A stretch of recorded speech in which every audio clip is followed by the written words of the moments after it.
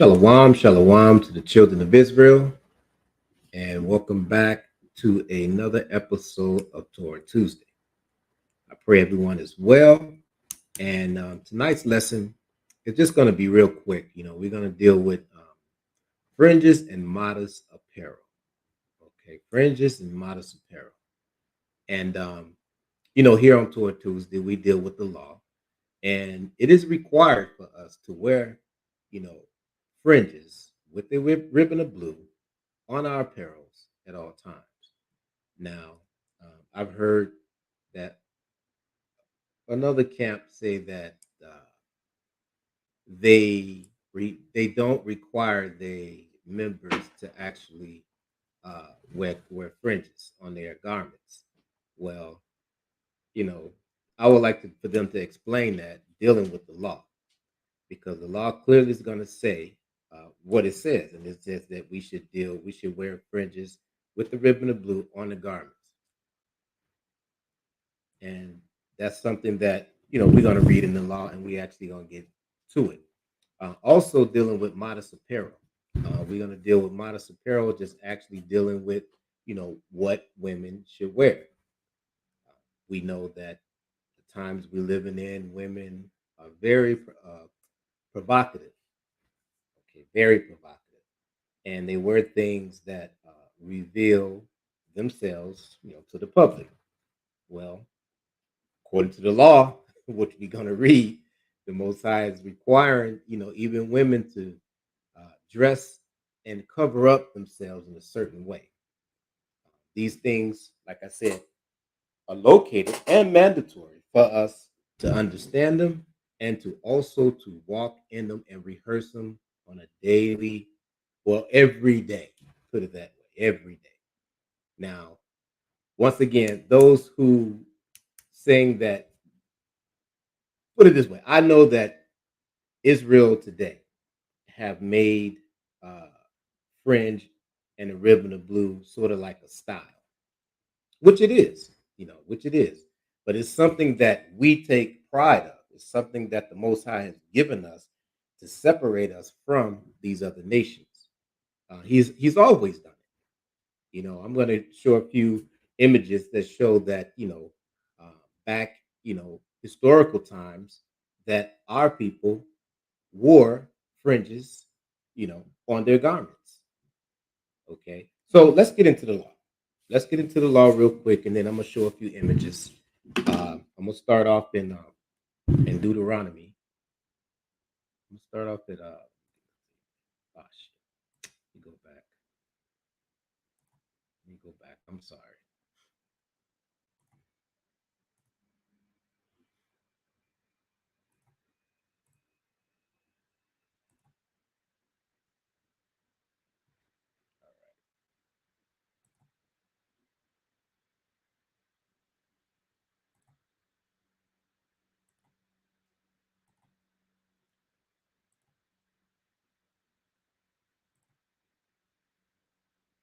Let's get Deuteronomy. I'm sorry, Numbers. I'm sorry. Let's go to Numbers to start things off. Let's go to Numbers chapter 15. And we're going to start off at 37. Numbers chapter 15 and 37. Now we have to remember too, our forefathers were coming out of Egypt, and while we were in Egypt, that we took the customs of the Egyptians. I mean, we had our own style, but we still took the customs of the Egyptians as well. So coming out of Egypt and into the wilderness, the Most High gave a specific law so that we separate ourselves and look different from these other nations. So this is what he said. Let's see. I'm going to read up. Verse 37. And the Lord spoke unto Moses, saying, Speak unto the children of Israel, and bid them that they make them fringes in the borders of their garment throughout their generations. So now, once upon a time, we did not know or understand what this law consists of. But once we came into the faith and we read it, then we started to do what? We started to rehearse the righteous acts. And one of the righteous acts is to do what? Follow the law. So it says, fringes in the borders of their garments throughout their generations, and that they put upon a fringe of the border a ribbon of blue. So let's find out why the Most High wanted us to do this, other than to separate us from the other nations as well. And it shall be unto you for a fringe, that ye may look upon it and remember all the commandments of the Lord. See, now we understanding why. See, when the Most High does something, he does something for a reason and a purpose. So when we look upon our fringe, or we see fringes and a ribbon of blue upon one of our sisters or one of our brothers, even though we don't know them, right then and there, it triggers something to say, okay, that brother, that sister is following the commandments, or following the commandments, and also is aware of the commandments, because that's what it said. It says, and it shall be upon you for a fringe, that ye may look upon it and remember all the commandments of the Lord and do them, and that ye seek not after your own heart and your own eyes, after which ye were used to go a whoring. So at one time, we know that our forefathers went astray, just like us. We were ignorant. We was ignorant of the Most High law, so we also went astray. But through the blessings, okay, and through the grace of the Most High, He gave us back our understanding of the commandments. Okay, verse 40, that ye may remember and do all my commandments and be holy unto your God. Okay, so the Most High said, be holy unto your God.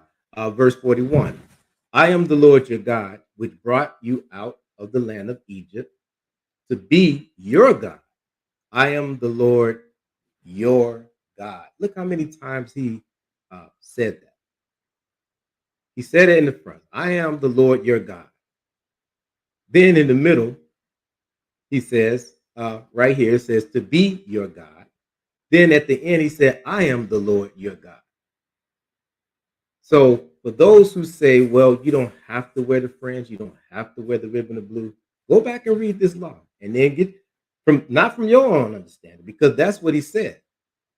He said that we went a whoring. Because why? Because we had our own thoughts and our own imagination. But this law does what? This law corrects it. Okay, this law corrects it. So let me show a few images dealing with some historical aspects, and our forefathers was actually wearing fringes. Here's one here.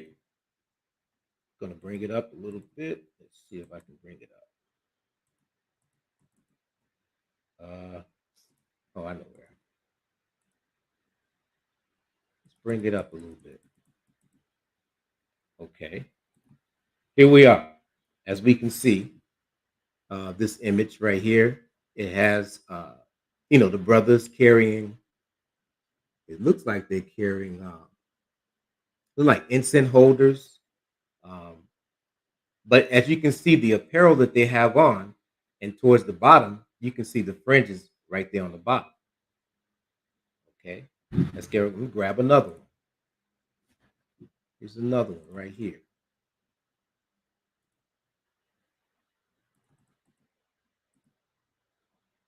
It looked like almost the same image, but it's a little difference because you can see right here how they have the belt hanging down, but around their waist they got fringes there. Towards the bottom they have fringes there, and they have the shafar, and it looked like they're carrying other items. It may be the Levites, carrying items for the temple. Okay, so let me see what this one is. Is that one? Uh, then there's others here as well that shows.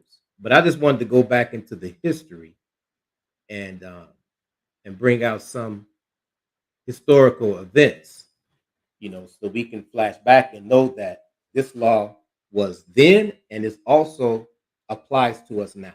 All right. So let me get another. I'm going to Deuteronomy. Stay in the law.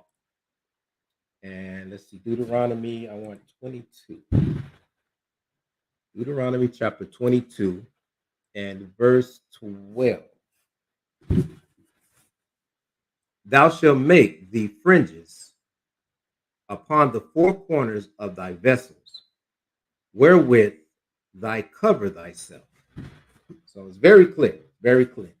Now, we have gotten stylish because we always, have a certain swagger about ourselves. When we see, the Most High didn't tell us like, well, you just have to have this apparel and make sure it have fringes and ribbon of blue on it. No, no, no. He just said whatever is on your body, right? Your style. Make sure that you have these two essential cloth on your garment or on your shirt, so that it will remind you of the commandments. Like I said, these days, Israel's always been stylish. So our women, they really get into it. They really have some, really nice, uh, decent and modest apparel that they wear, and they get, more colors with their fringes and and things like that. They get creative, which is cool. That's us. That's our spirit. you know. And then we also gonna get into that. We're gonna get into the modest apparel of a woman. All right. So here in Numbers, he explained to us, and why we actually do it is to remind us of the laws and the commandments, right? And like I said, when we look and see a brother or a sister that's wearing it as well, then we know that they're on they also are keeping the ordinances of the commandments. All right. Then you come here in Deuteronomy, and then it simply tells you on the four corners of thy vessel, you know, uh, wherewith thou cover thyself. All right. And, just to get for these New Testament Quakers, let me go to Matthew's real quick. Go to Matthew's real quick in verse, let me get 23. And let me read 5. Now, here, this is where the Pharisees, the Sadducees, and the Pharisees, the Most High, Christ was actually, Yahushua was actually breaking down, how the Pharisees and the Sadducees was acting. Okay, not to bring that up, but it's to bring up an example of what they were wearing during the time of Christ, during the time of Paul, and during the time of the apostles. Matthew's chapter 23 and verse 5. But all their works, okay, but all their work they do for to be seen of men. They make broad their phylacteries and enlarge the borders of their garments, okay, of their garments. Just to go back real quick and just bring up one of the images, right? One of the images, right, is to show you right here. It says they have phylacteries on their head as well. They have phylacteries on their head, and also they have, like you said, they have the fringes. Okay, so just wanted to get in that. Now let's go to modest apparel. Let's go into the modest apparel. All right. So, real quick before we go there, this is one of the images I want to show, along with others. Right, but I want to go to Deuteronomy. Let's go to the law.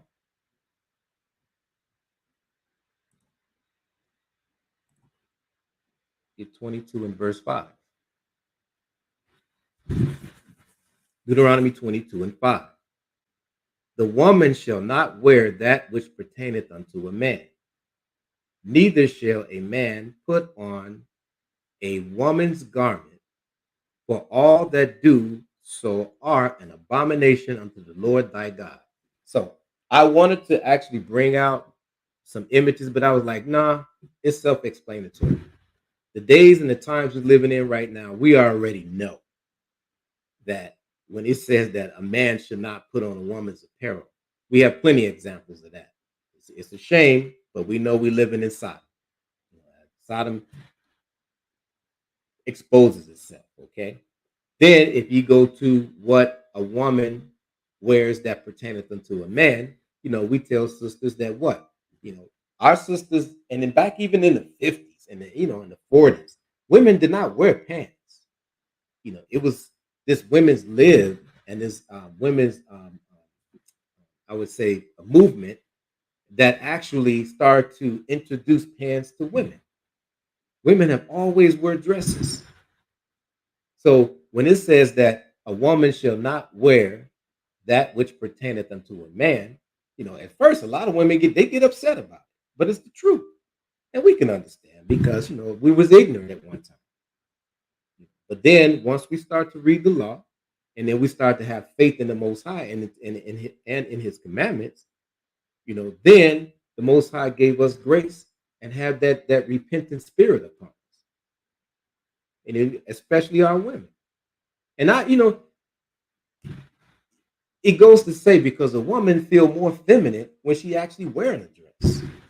Anytime a woman, when it's time to go out to a special event or to, out anywhere like that, first thing a woman would do, she would definitely go run, put on some type of, modest dress, and it makes her feel more feminine rather than just putting on some pants. But nowadays, they got the jeans, so a lot of them want to show off their little figure. But like I said, that right there wasn't supposed to be.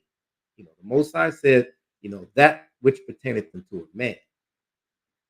So that's one of the laws. And with that being said about modest apparel, then I'm gonna bring up this example. Let me bring it up real quick. Another example of a modest woman, would be how these images are here right now, right here.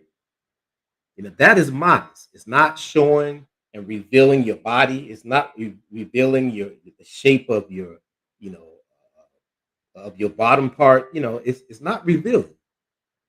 Okay. I have another couple others to show you as well. We can say, modest apparel. Uh, Look at the sisters here. I mean, they still stylish and looking beautiful without exposing their bodies.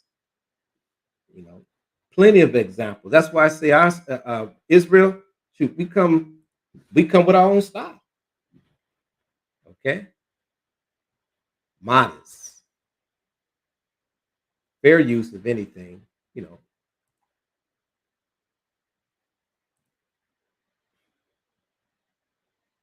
yeah, sister gets modest. Just pulling up a few of them. Nothing in particular. Uh, two sisters here in modest apparel. It's modest. So that's what it said when it says that, a woman should not wear that pertaineth unto a man. Very simple, self-explanatory. We don't have to get too deep into it. Um, a lot of times, when women first have been introduced to this law, there's a problem. It's always a problem at first. And then eventually the woman gets on board and she starts to change and start to figure out, okay, well, if this is something that the Most High commands us to do, then the woman starts to come out with her creativeness, and become a modest woman. So let me get, what was that, Timothy? I want to get Timothy real quick. So the Most High says, I'm going to read Deuteronomy again. Um, a woman shall not wear that which pertaineth unto a man, neither shall a man put on a woman's garment, for all that do so are an abomination unto the Lord thy God. Let me get Timothy.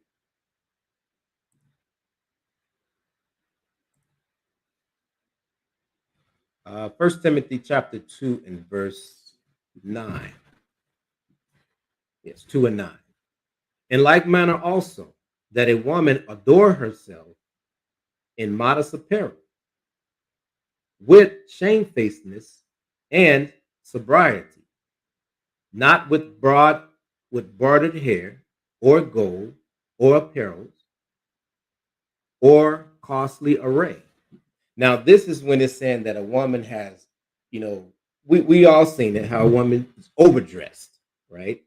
Thinking that the more she puts on, the more glamorous she looks. You know, there's a thing where you can go overboard. Like I said, we brought out a few, at least I brought out a few images that, the woman, and look at her. They don't have these apparels, a lot of chains, and, putting on a lot of little ornaments and, things like that, and bracelets. It's okay to do it, but we understand that the Most High is saying don't overdo it. Okay. Let's not overdo it. As we can see, a lot of these modest women. I mean, this woman here, she has on, see the image come up.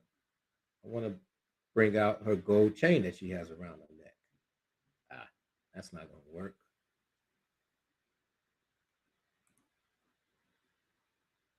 But let's see, it's not going to work. Bring now, mind you, I just stuck in the Israelite modest apparel, and it came up, with these images. But you know, here we are here, very modest. Okay,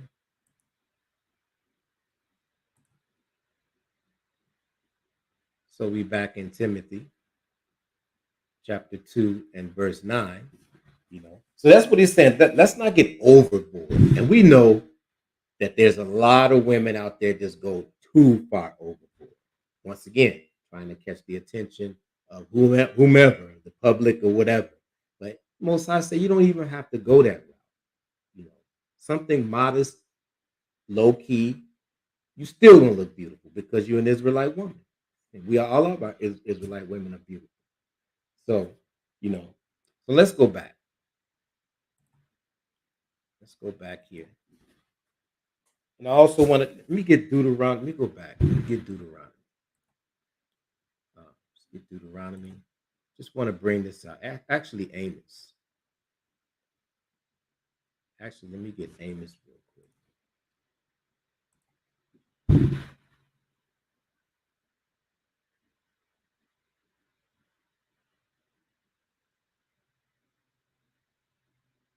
See, because when the Most High gave us that, He told us that.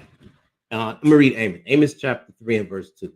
You only have I known of all the families of the earth. Therefore, I will punish you for all your iniquities. Okay, so the Heavenly Father is telling us, see, you only have I known of all the families of the earth. This is the reason why the Heavenly Father said, you know what? I'm going to separate my children from these other nations. All right. Give me a minute.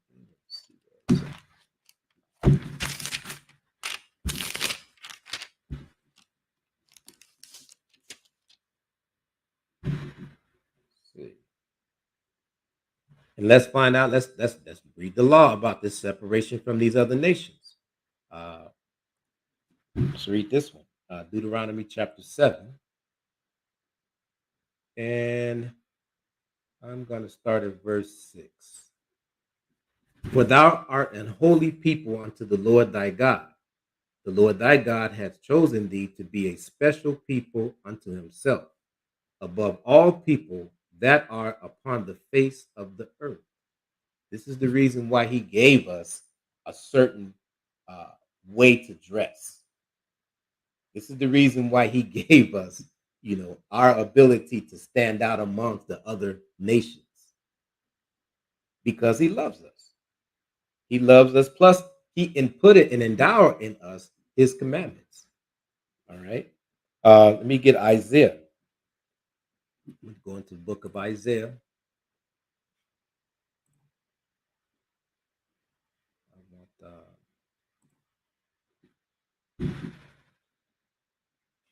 44 and 1. Yet now hear, O Jacob, my servant, and Israel, whom I have chosen. See, whom I have chosen. Verse 2. Thus said the Lord that made thee and formed thee from the womb, which will help thee. Fear not, O Jacob, my servant, and thou, Jeshurun, whom I have chosen. See, the Most I have chosen us. It's funny because he tells us in and out throughout the Bible how he has chosen Israel, how he has set Israel aside, how Israel is the apple of his eye. So it's no coincidence how he would say that, okay, I want my children to dress this way. Okay, I want my children to have something on there that will recognize, that I will recognize them and they recognize me through my commandments to keep us apart and separate, and we fulfill the law. And when we fulfill the law, then that's when the love of the Most High and the grace of the Most High, endows the children of Israel. You see. So, this one was going to be quick, straight to the point. But a lot of our Israelite brothers are today, they are, fulfilling this commandment. And we're proud. We're proud to, walk around and have our fringes and also to recognize our brothers and sisters as well, because when we see that on them, once again, the law says that it is to remind us of the commandments. Now, there's one thing though, I don't know if I can bring it up now, but even Amazon, I couldn't bring it up, but I wanted to bring it. Even Amazon right now is selling uh, fringes, and they have the ribbon of blue on it. See, this is how that Israel inspires the style of things. So hopefully, and Most High be with us. I hope that these other nations don't start to, you know, thinking that this is some type of style for them, and then they start to wear it. If not, bottom line, we gonna check them. We definitely got to check them. So I'm gonna leave you with that, Israel, and the next Torah Tuesday that's coming up. I have another topic that's dealing with haircuts, as well as dealing with how we pray over our meals. We're supposed to give thanks and praises over our meals. So with that, Israel, I say shalom, stay safe. Till next time.